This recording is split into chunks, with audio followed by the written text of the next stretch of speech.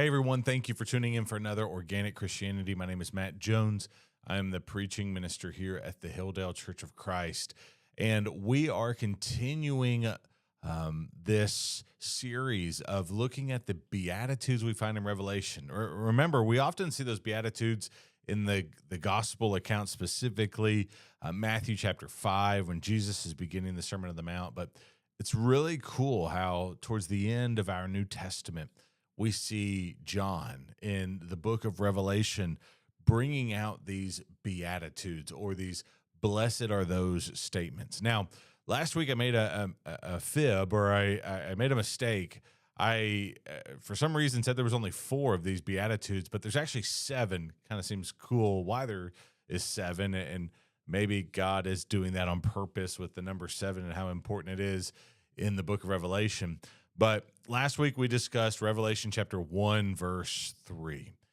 Now, what I want to do is look at Revelation chapter 14, verse 13. Another one of these blessed are those statements. Notice what John says here. He says, I heard a voice from heaven saying, write this, blessed are the dead who die in the Lord from now on.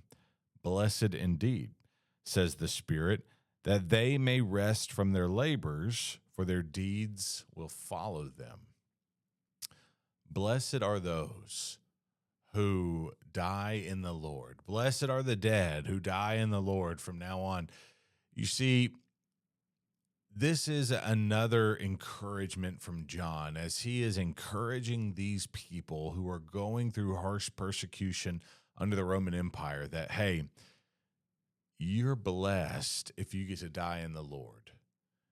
And the reason is he says that they may find rest from their labors because their deeds follow them. You know, later on in Revelation 20, verses 12 and 13, when we have that judgment scene happening, unfolding, we see the books opened up, one of them being the book of life. And then we see that it's almost in this scene that our judgment is starting to happen, and the deeds that we have done in this life are what are written.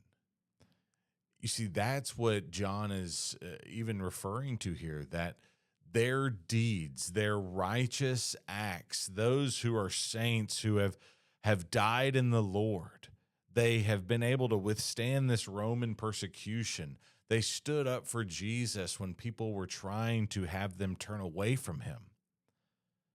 That's when he is that's what he's encouraging them with. This hope that what you're doing now, the harsh persecution that you're undergoing, the righteous acts that you're doing every single day in and day out, that you're living for Jesus, that's going to follow you. And you're ultimately going to find rest from this weary world.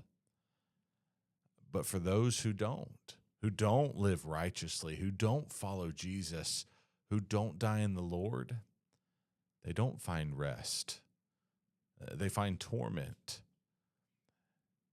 And it's a constant reminder to us as well that even as you go throughout the rest of the New Testament, you'll find where Paul brings up multiple times that we will be judged by what we do. Romans chapter 2, verses 6 through 8. The idea that if we want to live this life where we are not living according to what God wants for us, we're going to be judged that way with wrath. In 2 Corinthians chapter 5, verse 10, he talks about how we are judged by what we do.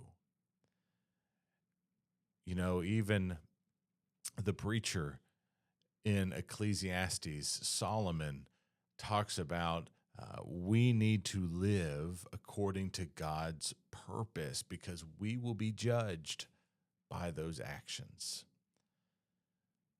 It's a constant reminder that every day, as we are striving to live for Jesus, and we are putting his words on our heart so that we know how he wants us to live, that we keep doing that. We keep living how he wants us to live. We live righteously because in the end, the saints find rest from their labors.